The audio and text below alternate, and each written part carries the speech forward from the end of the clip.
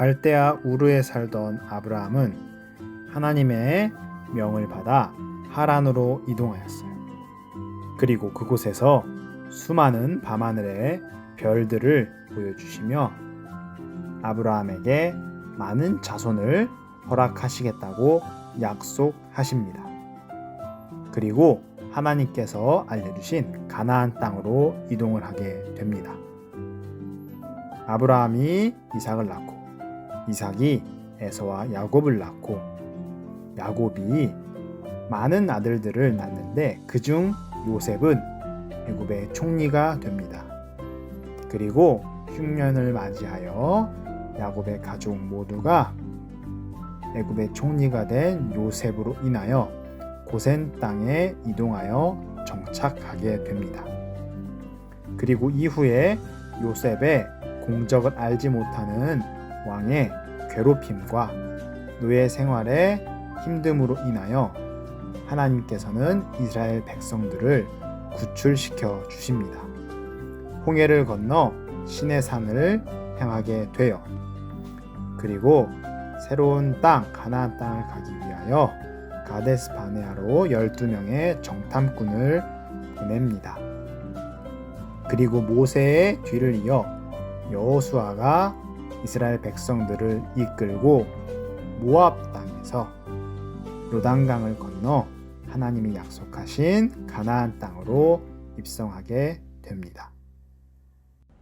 오늘은 여름 성경학교 마지막 시간, 네 번째 시간이에요. 지난주까지 새로운 지도자 여호수아를 통하여서 요단강을 건너서 약속의 땅 가나안 땅으로 들어가게 됩니다. 그리고 거기에서 이루어지는 첫 번째 전투가 바로 여리고성 전투예요. 이 여리고성 전투는 전쟁이 군사력에 달린 것이 아닌 하나님에 대한 믿음과 순종에 있다는 것을 보여주고 있어요. 그 튼튼하고 높은 여리고성을 어떻게 무너뜨렸냐? 하루에 한 바퀴씩 총 7일 동안, 마지막 날에는 7바퀴를 돌았는데 제사장들이 나팔과 그리고 함성을 통하여서 그 견고한 여리고성이 무너지게 돼요. 그리고 여리고성에 이어 아이성까지 함락한 후 가나안 땅의 중간 지점, 중부지방을 정복하게 돼요. 하나님께서는 다 이유가 있었어요. 가나안 땅, 즉 중간을 정복한 후에 남과 북이 서로 연합하지 못하도록 남과 북을 차례대로 정복하기 위해서 중부지방을 먼저 정복하게 하신 것이었어요. 여호수아의 군대는 7년 동안 31명, 그러니까 31명의 왕을 정복합니다. 하지만 가나안 거민 대부분을 멸절하였지만 가나안 땅을 모두 정복하지는 못하였습니다. 그리고 그 이후에 정복한 가나안 땅을 나누기 시작하는데 지파에 따라 총 13개의 땅으로 구분을 해요. 12지파에게 12지파인데 분명히 우리가 알고 있는 지파의 수는 근데 어떻게 13개로 나눴을까? 레위 지파는 땅을 받지 않았어요. 그리고 요셉 지파는 에브라임과 므낫세 지파로 나뉘어졌기 때문에 총 13개의 땅으로 분할을 하게 됩니다. 그렇다면 지금까지 이야기한 것을 모션으로 간단히 정리해 볼게요. 첫 번째 여리고성은 높고 견고한 성이라 했으니까 성벽을 만들어주면 돼요. 여리고성을 무너뜨렸으니까 여리고. 그리고 먼저 중부지방을 분할했죠. 분할, 그 다음에 남과 북을 정복, 그 다음에 정착했고 땅을 나누었죠. 지파별로. 그래서 12지파. 13개로 나누었지만 지파는 12개니까 12지파 이렇게 표현하면 됩니다. 어렵지 않죠? 여호수아 뒤에는 사사들의 이야기가 나오고 있어요. 사사는 재판관 또는 구원자라는 뜻을 가지고 있는데 여호수아가 죽은 후, 즉 왕정이 세워지기 전에 우리가 알고 있는 사울 왕, 다윗 왕, 솔로몬 왕 이런 왕정 국가가 세워지기 전까지 군사적, 정치적 권한을 가진 지도자를 말해요. 여호수아가 죽은 후에 이스라엘 백성들은 하나님을 떠나게 됩니다. 그래서 사사기에는 총 7번의 악순환이 나와요. 400년 동안 그런 악순환이 나오는데 그 사이에 사사들은 총 12명이 있습니다. 9명은 간략하게, 3명은 자세하게 기록이 되어 있는데 그 3명을 오늘 짧게 배울 거예요. 첫 번째, 유일한 여자 사사였던 드보라. 두 번째, 우리가 잘 알고 있는 기드온.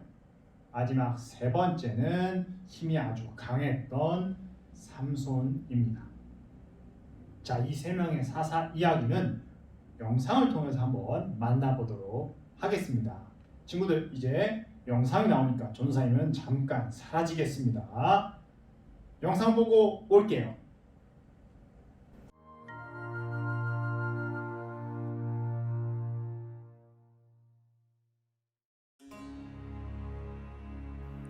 가나안 땅에 들어간 이스라엘 백성들은 하나님을 잊어버렸어요. 여호수아도 죽고 광야에서 하나님의 기적을 본 사람들도 모두 죽었어요. 하나님께서 이스라엘 백성들을 어떻게 애굽에서 인도했는지, 40년 광야 생활 동안 어떻게 먹이고 돌보셨는지 모두 잊어버렸어요. 도리어 가나안 사람들이 섬기는 우상들을 섬겼어요. 이렇게 혼란스러운 때 하나님께서는 사사를 보내주셨어요. 사사들은 이스라엘 백성들을 다스리고 적으로부터 백성들을 보호했어요. 가나안 왕 야빈이 이스라엘 백성들을 괴롭힐 때였어요. 야빈은 철병거 900대를 가지고 20년 동안이나 이스라엘을 괴롭혔어요. 어찌나 괴롭고 힘들었던지 백성들은 하나님께 부르짖었어요. 하나님은 드보라를 불러 사사로 세우셨어요. 군대장관 바락과 함께 가나안 왕 야빈을 물리치도록 도와주셨어요. 하나님은 하나님께 부르짖는 목소리를 들으시고 응답해 주시는 분이에요.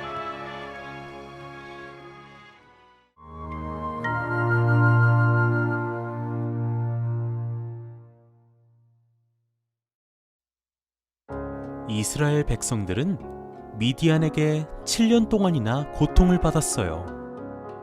미디안 사람들 때문에 농사도 못 짓고 그들을 피해 산에 동굴을 만들어 숨기도 했어요. 하나님을 잊어버리고 악한 일을 했기 때문이에요. 이스라엘 백성들은 회개하며 하나님을 찾았어요. 그러던 어느 날 밀타작을 하는 기드온에게 하나님의 천사가 나타났어요. 큰 용사여, 주님께서 너와 함께 계신다. 하나님께서 우리와 함께 계시다면 어떻게 이런 일이 우리에게 일어나나요? 하나님은 우리를 버리셨어요. 내가 너를 보내니 내가 주는 그 힘으로 너가 이스라엘을 구하라. 미디안이 무서워 숨어서 미라를 털던 기드온을 하나님은 큰 용사라고 부르시고 하나님의 일을 맡기셨어요. 기드온은 300명의 군사들과 함께 미디안을 무찔렀어요. 하나님의 평화가 다시 이스라엘 가운데 임했지요. 기드온을 큰 용사로 부르신 하나님은 우리에게도 말씀하세요. 너는 큰 용사란다.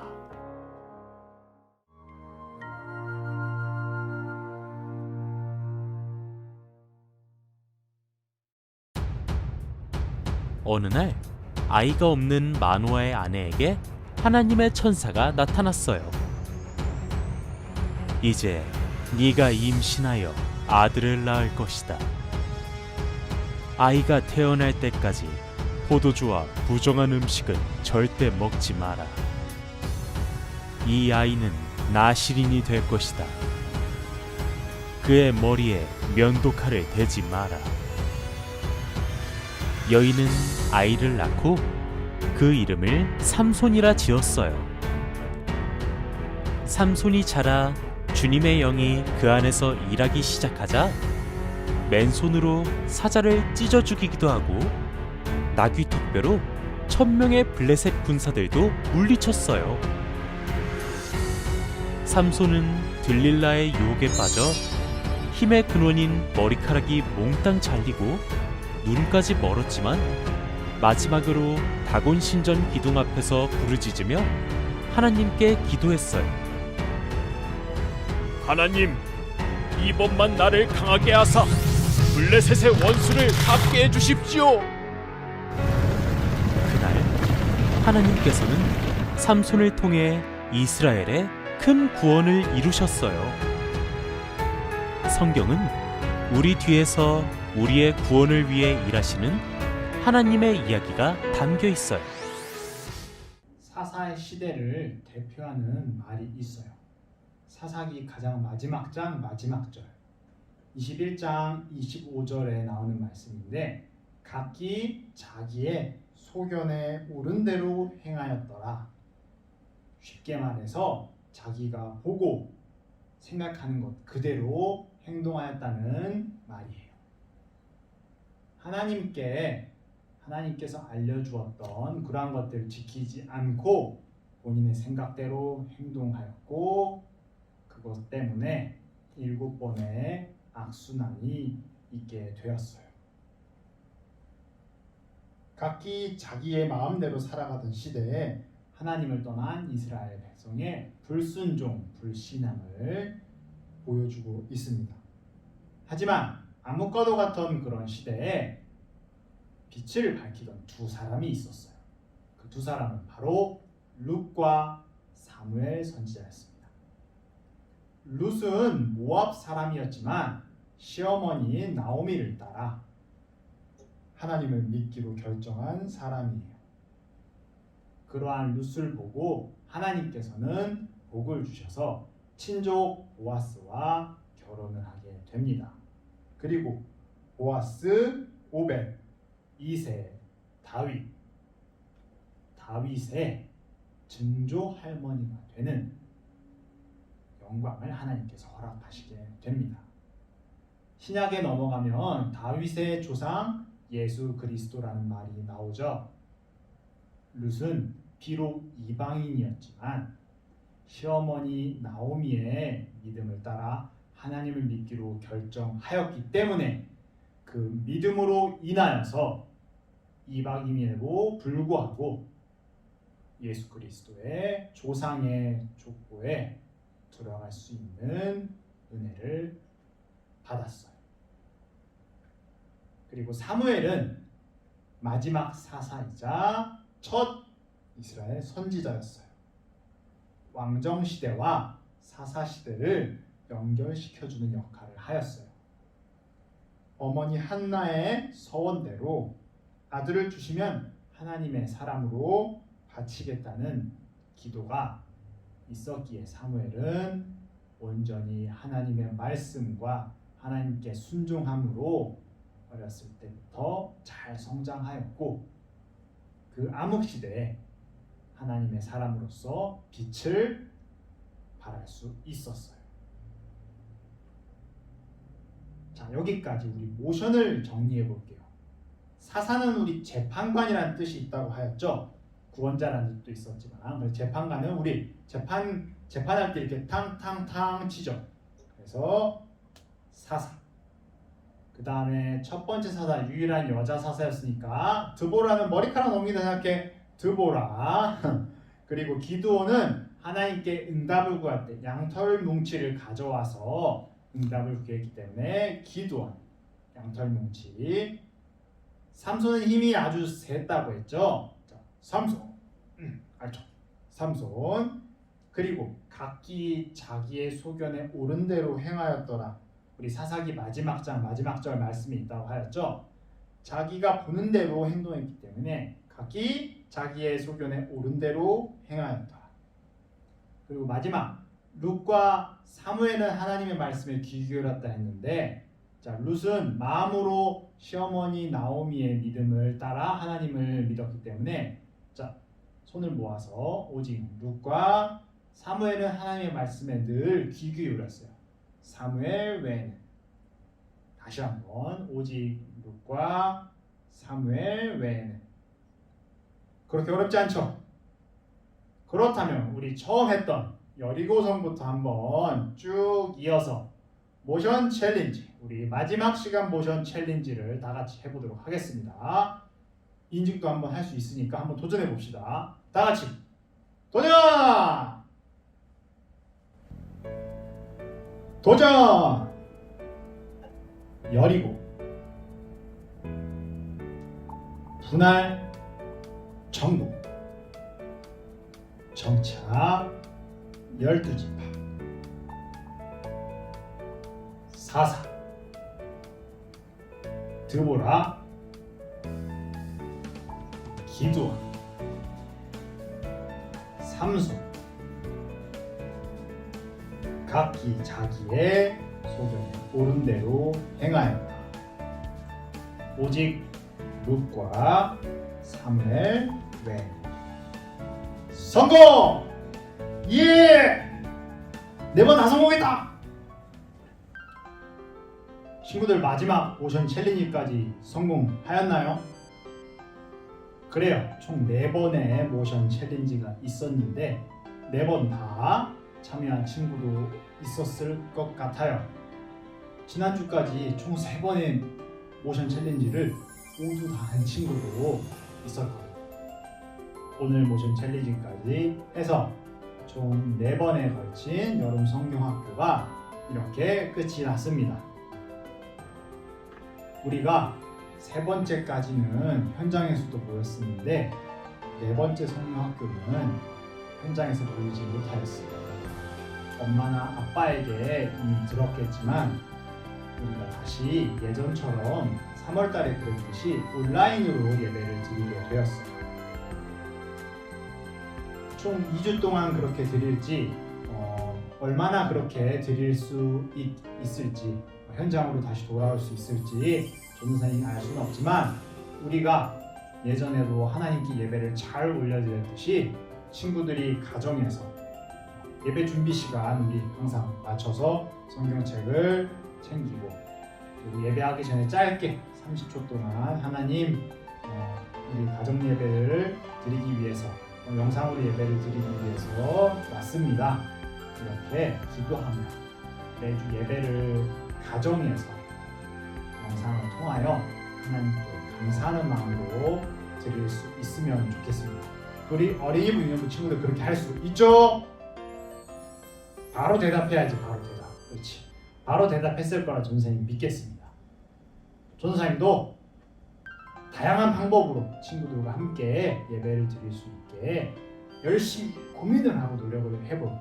같이 기도하면서 우리 어린이부 유년부 친구들이 이 자리에 다시 모일 수 있을 때까지 전도사님과 친구들과 또 우리 선생님들이 같이 노력한다면 우리의 예배가 다시 회복될 수 있을 거라 굳게 믿습니다. 그러면 한 주 동안 무더위에 코로나에 또 아프지 않게 잘 지내다가 다음 주에 이 시간 영상을 통하여서 다시 인사를 나눌게요. 친구들 안녕!